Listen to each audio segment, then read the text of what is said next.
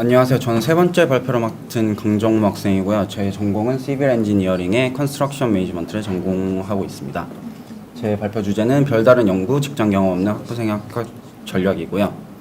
먼저 자기소개 드리고 그다음에 학부생으로서 할 수 있는 최소한의 노력들, 그리고 이를 바탕으로 쓴 제 SOP와 이제 퍼스널 스테이트먼트의 간단한 예시를 보여드리도록 하겠습니다. 저는 고려대학교 건축사양용화학부를 이번 8월에 졸업 예정이고요. GP는 4.5 만점에 3.88이 됐어요, 이번에. 그 다음에 전공은 4.16이고요.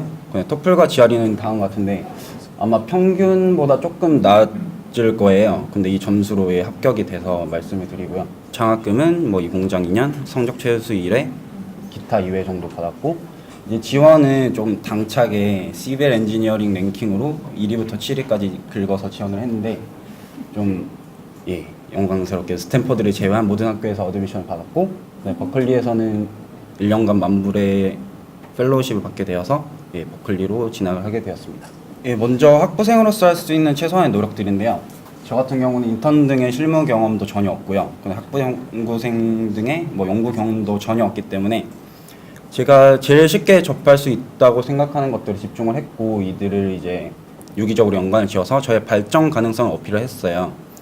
그래서 먼저 이제 다들 학기 중에 턴 프로젝트들은 다 하셨을 거예요. 근데 이거를 저의 발전 가능성을 어떻게 어필을 시켰냐면, 이제 세 번째를 보시면 저 같은 경우는 대외 활동을 이렇게 2개를 참가를 했는데 둘 다 실패를 했어요. 성공한 경험이 한 번도 없고요. 근데 대신 이걸 실패로만 남겨두지 않고 이거를 발전의 발판을 삼아서, 그래서 이제 맨 왼쪽을 보시면 이렇게 실패한 경험이 있지만 이 실패한 경험을 어떠한 식으로 보완을 해서 턴 프로젝트에서 이러한 결과물을 내었다, 이런 것도 이제 언급을 해주고, 시빌 엔지니어링 안에는 컨스트럭션 매니지먼트 뿐만 아니라 스트럭처럴, 지오테크니컬, 인바이러먼트 엔지니어링 등 다양한 분야가 있어요.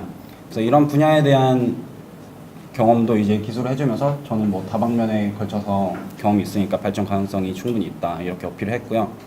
그 다음에 논문 읽기인데, 저는 이제 정기적으로 제 분야에 맞는 저널이라든지 논문 같은 걸 구독을 했어요. 근데 이런 걸 구독을 한 걸 명시하면서 또 말할 수 있는 게, 이러한 뛰어난 저널이나 논문 등에서 너네 학교의 교수님들이 이렇게 많이 봤다, 내가 하고 싶은 연구 분야가 되게 맞는 것 같고 이러이러한 점이 좋았다, 이런 것도 약간 어필을 할 수 있고요. 이건 약간 특별할 수 있는데, 저는 7학기와 8학기 사이에 휴학하면서 학교 선배이자 타대학 교수님으로 계신 분께 논문 읽기 및 쓰기에 대한 간단한 지도를 받았다. 그래서 논문 쓰는 데는 일단 자신감이 있다. 그래서 내 발전 가능성을 봐달라, 이렇게 또 어필을 하게 되었습니다. 그래서 이러한 3개 정도로 이제 제가 SOP와 퍼스널 스테이트먼트를 썼는데요.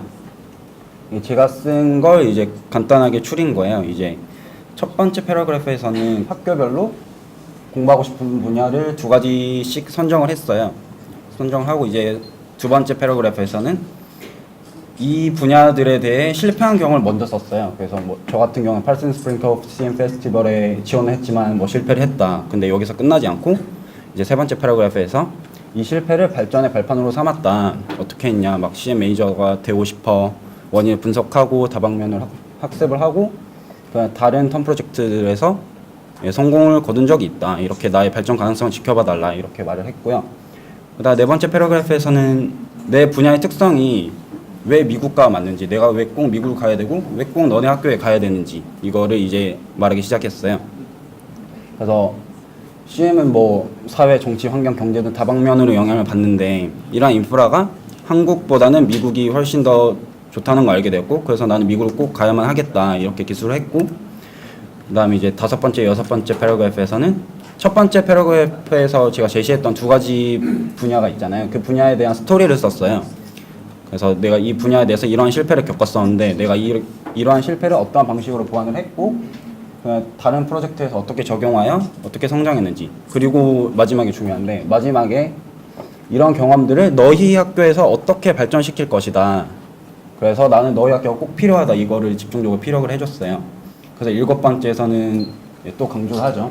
왜 꼭 너네 학교여야 하는지를 이제 모든 사항을 집약해서 피력을 해줬어요. 저 같은 경우는 각 학교별로 이제 지인 혹은 아니면 한 다리 건너서라도 학교를 실제 다니셨던 분들을 다 섭외를 해서, 물론 연락만 했는데, 내가 공부하고 싶은 분야의 특성이 이렇고 내 특성이 이런데 너네 학교의 특성은 어떠냐, 잘 맞을 것 같냐 이런 인터뷰를 다 따가지고 한 개 한 개씩 실었어요. 그래서 약간의 공신력을 얻는다고 해야 되나? 아무튼 네, 그런 거를 했고요.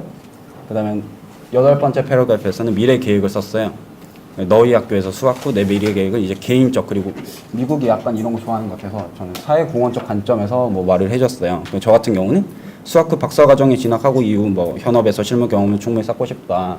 그리고 사회공헌적 관점에서는 약간 거창하게 썼긴 했는데 뭐 대기업 위주의 바이어스된 현재 한국의 건설 산업의 패러다임을 일으켜 중소기업도 한 큰 비중을 차지할 수 있게 하고 싶다, 이렇게 썼거든요. 예, 뭐 말은 안 되지만 거창한 포부를 예, 그려줬습니다. 퍼스널 스테이트먼트를 썼는데요. 저 같은 경우는 이제 버클리랑 미시간에서만 요구를 해서 좀 간단하게 쓰려다가 그래도 열심히 한번 써봤는데, 일단 포인트는 이거예요. 저의 성향의 성장 과정을 이제 시계순으로 작성하는데 이거를 매개체를 통해서 작성했어요. 저 같은 경우 농구를 굉장히 좋아해가지고 이제 농구를 매개체로 해서 작성을 하는데, 글의 스트럭처는 예, 나름 소설틱하게 발단, 전개, 위기, 절정, 결말 이 순으로 썼고요. 그래서 발단에서는 제가 뭐 어릴 때 영국 어학연수 한 달간 갔었는데 그때 처음으로 컬처럴 디퍼런스를 느끼게 되었다. 근데 이때 특히 외국 아이들 열정적인 수업 태도에 감명을 받았다. 네, 나는 그러지 못하였기에 어려웠지만 이제 그 친구들과 농구를 시작함으로써 진취적인 태도를 자연스럽게 익힐 수 있게 되었다, 이렇게 썼고요. 전개에서는 다시 중학교를 한국으로 돌아와서 다성에 젖어들어버렸고 막 수동적이게 되고 이래서 공부도 안 하게 되고 이랬는데, 다시 영국에서의 기억을 되살려 농구를 시작하니까 뭐 비록 성적은 안 좋았지만 영국에서 이제 아이들과 농구를 하며 익혔던 팀워크, 그리고 팀 내 의사소통 및 단결 등을 통해 다시 점차 능동적으로 변해갔다. 그리고 이제 위기가 다가오죠. 고등학교를 올라가서 한 달이 안 돼서 진짜 발목이 부러져가지고 오랫동안 농구를 못하게 됐어요. 그래서 다시 수동적인 모습으로 점차 되돌아갔죠. 그래서 한두 달간 정신적으로 힘들었는데, 하지만 이때 이제 글을 좀 써주는 거죠. 나의 마인드를 농구 코트에서도 그랬듯이 교실에서도 멋진 플레이어가 될 수 있다고 다짐하여 다져봤다. 처음에는 부족한 학업을 따라가느라 애를 먹었지만 이제 뭐 수업 시간에 계속 질문하는 등 수업을 능동적으로 이끌자. 이제 여기서부터는 조금 과장인데, 학생들과 선생님의 태도까지 바뀌게 되었고 덕분에 우수한 성적으로 고등학교를 끝마치게 되었다, 이렇게 되었고요. 그 다음에 이게 대학교에 와서 이제 꽃을 피워요. 대학 때 맞닥뜨린 수많은 텀 프로젝트들에서 드디어 내가 쌓아온 이런 나의 성향들이 빛을 발하기 시작하였다. 뭐 협동심, 책임감, 의사소통 기술을 적용하니까 멤버들을 효율적으로 이끌 수 있었고 덕분에 좋은 결과들을 얻었고, 이런 결과들은 궁극적으로 너희 학교에 지원하는 계기가 되었다, 이러해서 또 한 번 어필을 해주고요.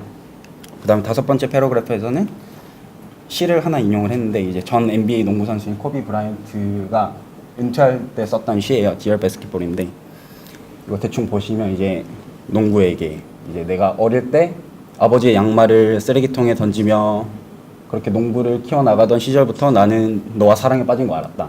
그리고 중략을 하고 이제 맨 마지막에 내가 무슨 일을 하든 내가 그 어릴 적 열정을 가지고 항상 열심히 살아갈 것이다, 이러한 내용이에요. 그래서 마지막 패러그래프에서 뭐 이때 은퇴를 선언한 내 롤모델 코비는 커트에서 영향은 볼 수 없지만 항상 내 가슴속에 그를 새겨둘 것이다, 이렇게 또 거창하게 말을 던져주고 이제 마지막에 약간 패러디를 했어요. I will always be that kid with active, positive, 그 다음에 with people regardless of their background, 이렇게 해서 내가 어릴 때부터 쌓은 이렇게 능동적이고 긍정적이고 사교성이 있는 이러한 나의 성향들을 끝까지 유지할 것이다, 네, 이렇게 끝맺음을 해서 제 소개를 마쳤고요. 그래서 제가 준비한 발표는 여기까지입니다. 감사합니다.